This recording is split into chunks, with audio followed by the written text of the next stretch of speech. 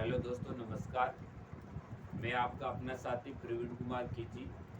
आप सभी का टॉप बायो क्लासेज में सभी का तहे दिल से स्वागत है।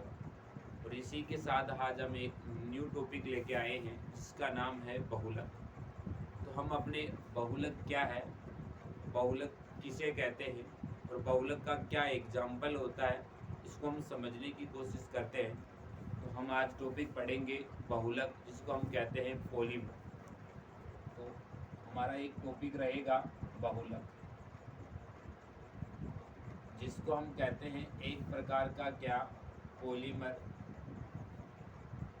पॉलीमर, देखो फर्स्ट बात तो ये होती है कि पॉलीमर जो होता है वो कितने शब्दों से मिलकर बना होता है। यानी पॉलीमर जो शब्द होता है कितने शब्दों का कंजक्शन होता है, यानी कितने शब्दों से मिलकर बना हुआ होता है। तो मैं यूँ कहूँ कि पॉलीमर जो होता है ये आपके दो शब्दों से मिलकर बना होता है, जिसमें से आपका जो फर्स्ट जो शब्द होता है, यानी जो आपका प्रथम जो शब्द होता है वो तो होता है इसमें से आपका क्या, पोली। और इसी के अंदर आपका जो सेकंड शब्द होता है, जिसको मैं एक प्रकार से कहूँ द्वितीय क्या शब्द, और द्वितीय जो शब्द होता है वो आपका क्या होता है, मर।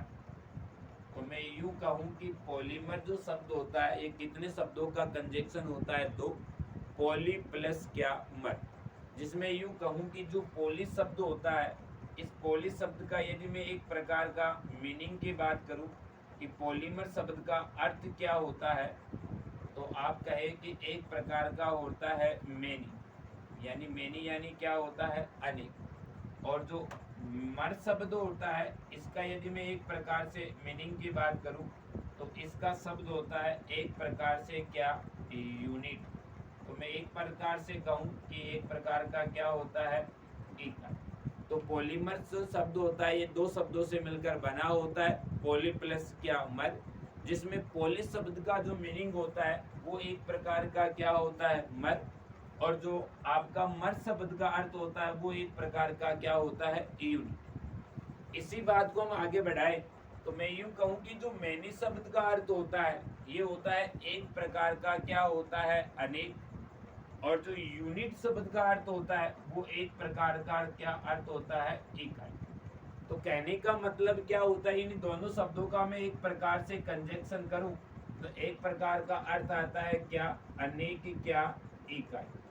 अर्थात अनेक इकाई के कंजक्शन होने पर जिस यूनिट का निर्माण होता है उस यूनिट को मैं एक प्रकार से क्या कह सकता हूं, बहुलक। तो अनेक इकाई मिलकर जिस बड़ी इकाई का निर्माण करे उस बड़ी इकाई को मैं एक प्रकार से क्या कह सकता हूं, एक प्रकार का क्या, पॉलीमर।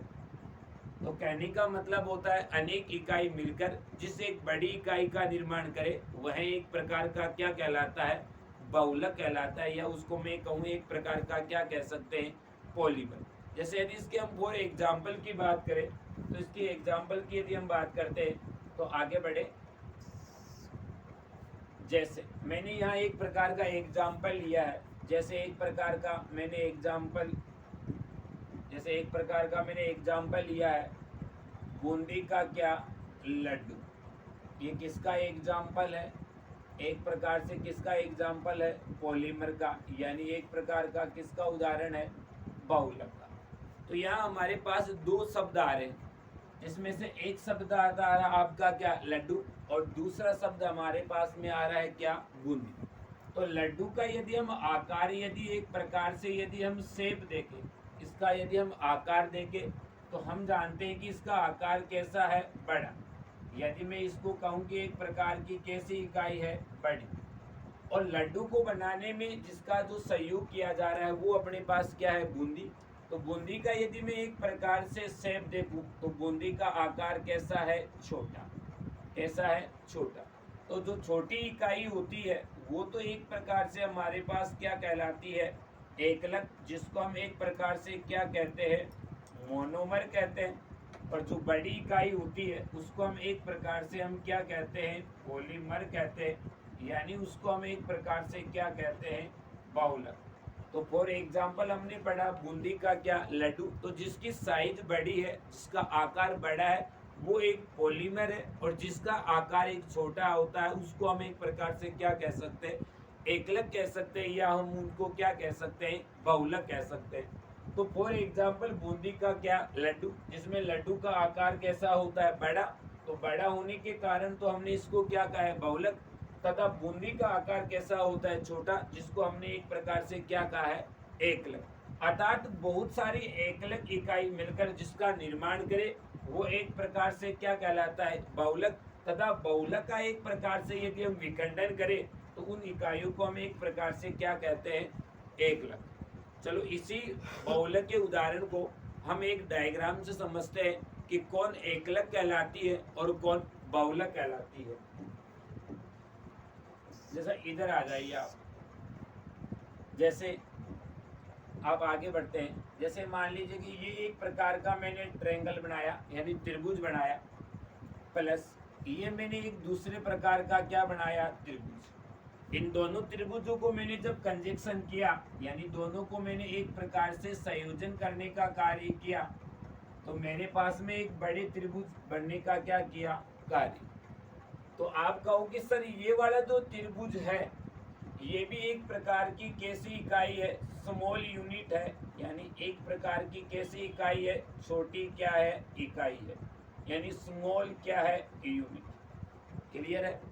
इधर वाला त्रिभुज को भी हम देखें तो मैं भी यूं कहूं कि इसका आकार छोटा है, तो मैं यूं कहूं कि ये भी एक प्रकार की क्या है, छोटी इकाई, जिसको मैं एक प्रकार से यूं कहूं कि स्मॉल क्या है, यूनिट। बताओ हाँ या ना।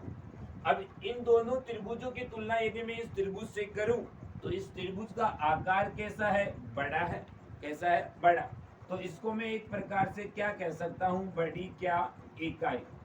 और जिसकी बड़ी इकाई है उसको मैं एक प्रकार से यूं कहूं कि लार्ज क्या है, यूनिट। क्या है, लार्ज क्या, यूनिट। तो मैं ये कह रहा हूं कि यदि छोटी छोटी इकाई मिलकर यदि एक बड़ी इकाई का निर्माण करे तो वो बड़ी इकाई तो क्या कहलाती है, बहुलक, और छोटी इकाई क्या कहलाती है, एकलक। तो ये जो स्मॉल यूनिट है, ये आपकी एक जो एक छोटी इकाई है, ये भी एक प्रकार का क्या कहलाती है, एकलक। ये भी एक प्रकार की छोटी इकाई है, ये भी क्या कहलाती है, एकलक। और जो बड़ी इकाई होती है वो एक प्रकार का क्या कहलाती है, आपका क्या, बहुलक। अर्थात छोटी इकाई और छोटी इकाई मिलकर जिस बड़ी इकाई का निर्माण करे वह क्या कहलाती है, बहुलक। या इसी भाषा को मैं दूसरी प्रकार से ये कहूं कि यदि एकलक और क्या, एकलक मिलकर जिस इकाई का निर्माण करते हैं वो भी क्या कहलाती है, बहुलक। तो बहुलक किसे कहते हैं, बड़ी इकाई को, और एकलक किसे कहते हैं हम, क्या, छोटी इकाई को। तो एकलक और एकलक के मिलने पर बनने वाली संरचना तो बहुलक कहलाती है, लेकिन बहुलक का यदि हम विखंडन करें तो वो संरचना कहलाती है एकलक। और एकलक को यदि अंग्रेजी में बोले तो हम इसको क्या कहते हैं, मोनोमर। इसको भी हम क्या कहते हैं, मोनोमर। और बहुलक को हम एक प्रकार से क्या कहते हैं, पॉलीमर। तो ये अपना एक छोटा सा टॉपिक था। बहुलक किसे कहते हैं कि बहुलक दो शब्दों से मिलकर बना होता है, पॉली तथा मर। इसमें से एक जो शब्द होता है वो आपका होता है पॉली, तथा दूसरा शब्द होता है मर। पॉली शब्द का अर्थ होता है मैनी, तथा मर शब्द का अर्थ होता है यूनिट। अर्थात छोटी छोटी इकाई मिलने पर जिस बड़ी इकाई का निर्माण हो वह कहलाती है बहुलक। कहने का मतलब छोटी इकाई हमेशा मोनोमर कहलाती है तथा बड़ी इकाई एक प्रकार से क्या कहलाती है, एकलक। ओके।